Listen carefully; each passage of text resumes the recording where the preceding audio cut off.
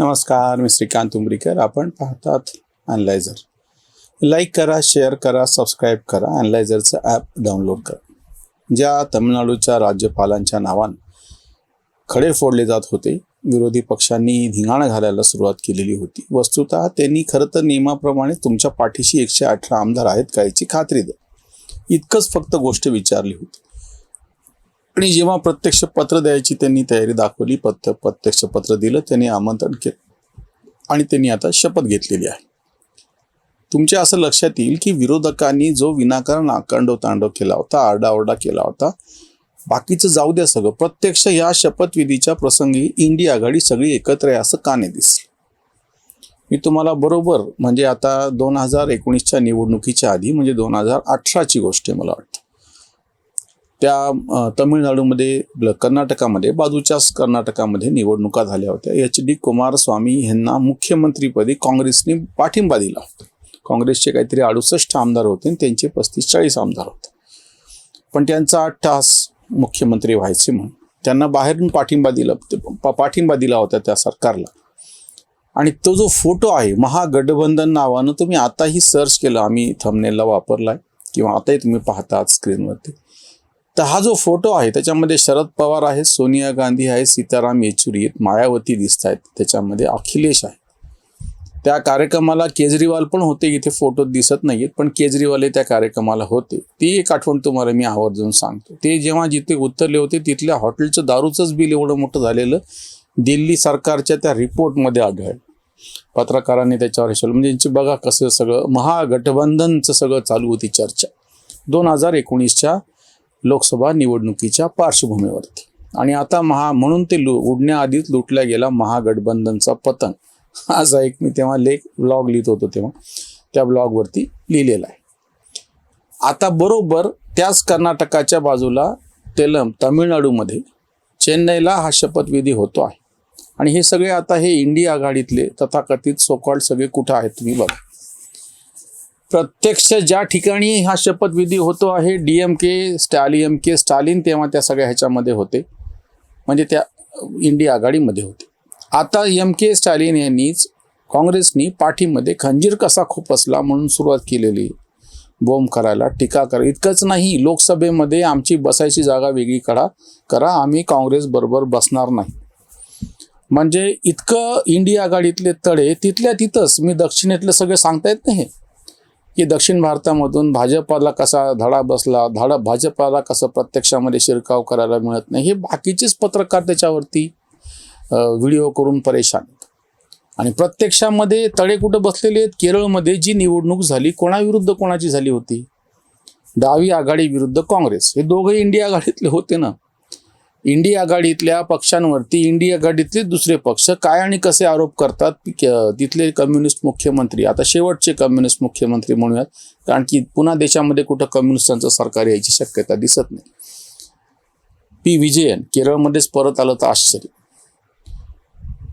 यांच्यावरती काय आरोप केले होते काँग्रेसने. आता राहुल गांधी यांनी ममतांवरती काय आरोप केलेले होते. दिल्लीच्या निवडणुकीच्या वेळेस केजरीवालवरती काय आरोप केलेले होते. आणि आता ह्याच तामिळनाडूमध्ये ज्या DMK बरोबर तुम्ही होतात, ज्या MK स्टालिन यांनी पंतप्रधान पदाचे उमेदवार राहुल गांधी कसे आहेत निसंदिग्धपणे जाहीर केलेलं होतं. राहुल गांधींनी त्याला मोठा भाऊ म्हणलेलं होतं. आणि केवळ फक्त त्या सत्तेचं थोडंफार वास लागला की लगेच त्यांनी टांगा पलटी, घोडे फरार, इंडिया आघाडीचं सगळं पूर्ण दिलं बाजूला ठेवून आणि जोसेफ विजय यांच्या सरकारला पाठिंबा द्यायचा निर्णय घेतला. वस्तुतः तडजोड म्हणून त्यांना पाठिंबा द्यायचा आहे, भाजपला दूर ठेवायचं आहे, अगदी बरोबर धोरण म्हणून. आम्ही तर आधी म्हणलो होतो की काँग्रेसने पुढाकार घेऊन खरं तर स्वतःचे 5च नाही एकूण सगळे त्यांना कमी पडतात तेवढे 11-12 आमदार त्यांच्या पाठीशी उभे करायला हवे होते. ते काँग्रेसने केलं नाही म्हणून तर इतका उशीर झाला. सगळ्या ह्याच्यामध्ये उशीर झाल्यापेक्षाही विनाकारण त्याच्यावरती वाद आणि फुकट त्या राज्यपालांवरती ताशेरे ओढले गेले, शिंतोडे उडवले गेले. इंडिया आघाडी केरळमध्ये एकमेकांच्या विरोधामध्ये भांडलेली, पश्चिम बंगालमध्ये एकमेकांच्या विरोधात तुम्ही लढलेले, दिल्लीमध्ये तुम्ही आम आदमी पक्षाच्या विरोधात लढले, पंजाबमध्ये त्यांच्याच विरोधात लढणार आहात. इंडिया आघाडी एकसंध नाही.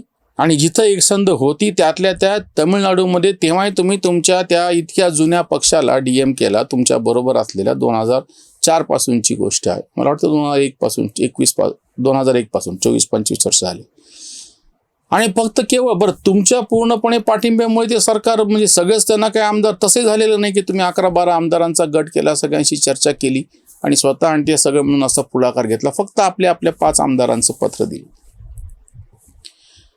म्हणजे तेव्हा जे महागठबंधन तुम्ही कर्नाटकामध्ये HD कुमारस्वामी यांना पाठिंबा देऊन सिद्ध केलेलं होतं, ते पुन्हा तातडीनं ते कोसळलं सगळं. मग इंडिया आघाडी तयार झाली. इंडिया आघाडीचं काय झालं विचारायची सोय नाही. आणि ते तेव्हाचं महागठबंधन फक्त एक बाजूच्या राज्यामध्ये जाताना 7-8 वर्षाच्या कालखंडामध्ये ठगबंधन बनून गेलं. 2018ची गोष्ट आहे. 2026 पर्यंत त्याच्या चिंधड्या उडून गेल्या. इतकंच नाही, त्याची साधी बैठक सुद्धा इंडिया आघाडीची नंतर झालेली नाही. कोणी समन्वयक नाही, त्याचं कुठं कार्यालय नाही, काहीच नाही. पत्रकारांनी त्यांच्या मनानं त्याच्यात हवा भरायला सुरुवात केली. आताही तुम्ही बघा, म्हणजे आता हे काय म्हणावं आणि काय नाही कळत नाही. केवळ भाजपच्या विरोधामध्ये इतके आंधळे येऊन बसलेले आहेत. DMKचं कौतुक करणारे हे सगळे पक्ष तातडीनं विजयच्या बाजूने गेले. जेव्हा किंवा ह्यांनी जोसेफ विजयचा विजय होईल असं ह्यांनी कोणी सांगितलेलं नव्हतं.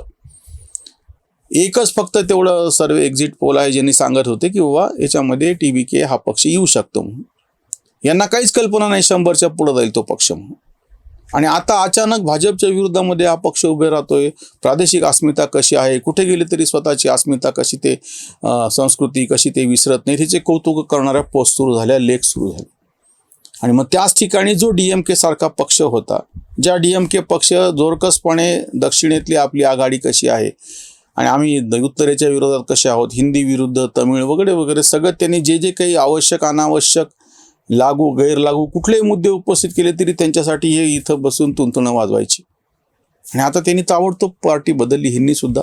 आणि काँग्रेससारखं ह्यांनी आता जोसेफ विजयच्या पाठीशी उभं राहायचं ठरवलं. का तर तो केवळ भाजपला विरोध करतो आहे. गंगा नर्मदेमध्ये हजारो लिटर दूध सोडून दिलं, म्हणजे दूध काय जलाभिषेकला दुग्धाभिषेक काहीतरी, तर टीका करणारे त्या प्रत्यक्ष जोसेफ विजयच्या पोस्टरवरती शेकडो लिटर दुधाचा अभिषेक त्यांच्या तथाकथित भक्तांनी केला. त्याच्या जेव्हा बातम्या आणि फोटो आले, मग तेव्हा असं नाही म्हणले की दूध वाया जाते म्हणून. जे आता जोसेफ विजयचा कौतुक करायला आले, त्याची बाजू घ्यायला आले, ते सगळे लोक निवडणुकीच्या प्रचाराच्या वेळेस कुठं होते? किंवा हे सगळं म्हणजे जे सगळे इंडिया आघाडीचे समर्थक होते, ज्याच्यामध्ये DMK मुख्य घटक होता, अर्थातच स्वाभाविकपणे तमिळनाडूमधला. त्याच्या जोरावरती तर काँग्रेसला 8 आमदार आणि मागच्या वेळेस 28, यावेळेस तर 5 आलेत, पण मागच्या 28 आमदार आले होते त्यांचे. मग हे सगळं त्यांच्या आत्ता राज्यसभेची जागा त्यांनी त्यांच्या मागं लागून मिळवली, त्यांच्या आधारावरती मिळवून घेतली. तमिळनाडू दक्षिणेमध्ये भाजप नाही असं म्हणत असताना 1003 आमदार त्यांनी केरळमध्ये निवडून आणलेले आहे. आज एकच आमदार निवडून आलेला आहे, पण जर अशा पद्धतीनं तिथलं जर राजकारण बदलत असेल तर ती रिकामी झालेली जागा बघता बघता भाजप केव्हा भरून काढेल यांना कळणार सुद्धा नाही. आणि पुन्हा हे म्हणतील जसं पश्चिम बंगालमध्ये घडलं होतं. आधी सत्ताधारी काँग्रेस होतं, मग त्याच्यानंतर सत्ताधारी डावे होते, मग त्याच्यानंतर ममता आल्या तरी सुद्धा डावे विरोधी पक्षात होते. आणि पुढच्याच निवडणुकीमध्ये 2016 पासून त्यांची ती विरोधी पक्ष नेतेपद ही जागाही गेली, ती काँग्रेसने घेतली. आणि मग ती काँग्रेसची गेली, भाजपने घेतली तर पुढच्या निवडणुकीमध्ये भाजप सत्ताधारीच बनला. आणि हे कुठे गेले डावे, कुठे गेले काँग्रेस पश्चिम बंगालमध्ये? आज केरळमध्ये त्यांना हरवून काँग्रेस सत्तेमध्ये आलेली आहे. विरोधातली जागा तशा अर्थाने रिकामी झालेली, कारण की डावे पूर्णपणे नामोहरम झालेले आहेत. उद्या जर ती जागा भाजपने भरून काढली, हीच गोष्ट तमिळनाडूमध्ये झालेली. तमिळनाडूमध्ये सुद्धा अशा काही चर्चा ह्यांनी म्हणजे काय टोकाला जाऊन सुरू केलेल्या होत्या की DMK आणि AIADMK एकत्र येऊन सरकार स्थापन करू शकतात का? तर केवळ विजयला, त्या जोसेफ विजयला विरोध करायचा म्हणून. तेही चूक होतं, त्याच्यात काही वाद नाही. पण आता विरोधातली जागा रिकामी राहिली ना, ठामपणे विरोध कोण करणार? कारण की DMK आणि AIADMK आत्ता तरी सध्या NDA बरोबर आहे, आणि DMK तर इंडिया आघाडीतून बाहेर पडले ते ठीक आहे, पण त्यांनी त्यांची स्वतंत्र व्यवस्था करायला सांगितलेली. आणि आता नेमकी काय भूमिका घ्यावी? कारण की भाजप असेल तर तुम्ही विरोध करता दिसू शकतं, विजय सारख्याचा विरोध करायचा कसा?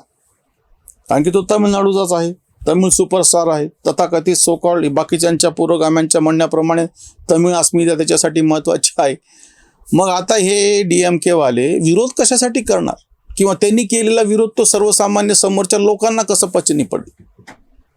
म्हणजे ह्यांच्या राजकारणाची ही जी गोची होऊन बसलेली आहे तमिळनाडूमध्ये, खरं तर काँग्रेसनी आपल्या घटक पक्षांची सहकार्य विचार विनिमय करू, इतकंच नाही DMKला सुद्धा सांगून की तुम्हाला जरी शक्य नसेल तरी अशी आपण एक 12-13 जणांची आघाडी करून पाठिंबा देऊया, जेणेकरून भाजपचा हस्तक्षेप याच्यामध्ये होणार नाही आणि AIADMK पण सत्तेत येणार नाही. पण असं घडलं नाही.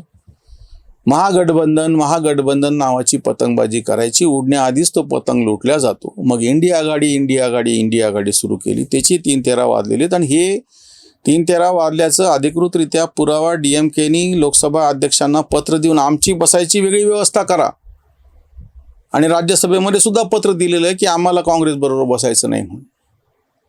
म्हणजे एखाद्या वेळेस भांडणं जे घरातले घरात राहतात म्हणून हे इतकं बाहेर गेलं टोकाला, इतके भांडण मतभेद सगळे बाजूला बाहेर पडले. ह्याच्यातून म्हणजे ह्यांनी जाहीरपणे एकमेकांचे वाभाडे काढायचं जे समचित्र आहे. आणि आता जर येत्या लोकसभा निवडणुकीमध्ये DMKचं काय होईल, भाजप तर तिथे नाहीच आहे, त्याचा फायदा प्रत्यक्ष विजयचा पक्ष घेईल, काय घेईल वगैरे.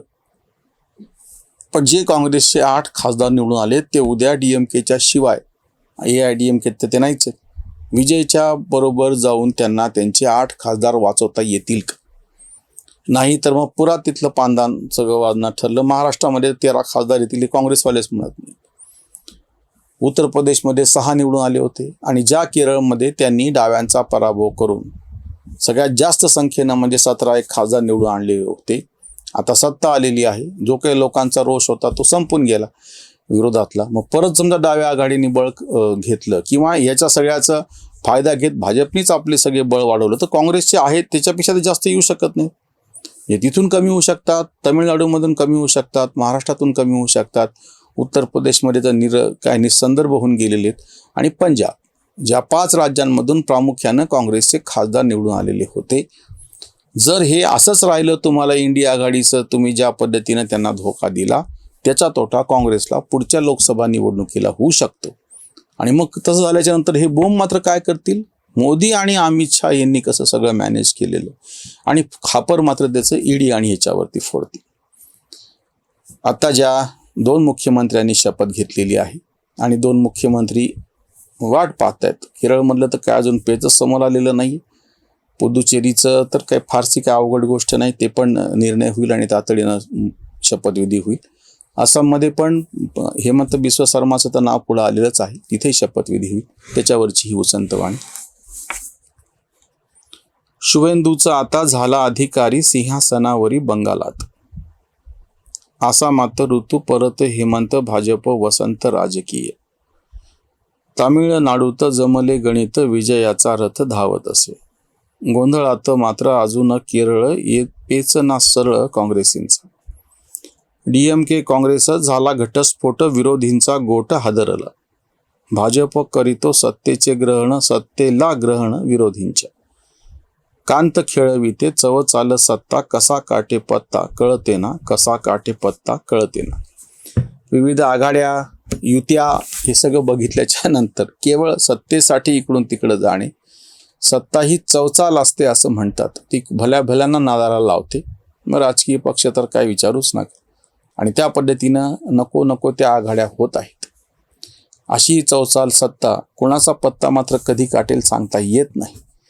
ममता दीदी असोत किंवा K विजयन असोत, P विजयन असोत केरळचे किंवा MK स्टालिन असोत, तिघांचाही पराभव ज्या पद्धतीनं जनतेनं करून दाखवला, जेव्हा की ते दीर्घकाळ सत्तेवरती होते. P विजयन 10 वर्ष होते, स्टॅलिन पण 10 वर्ष होते आणि त्याच्यानंतर इकडे ममता दीदी तर 15 वर्ष होते.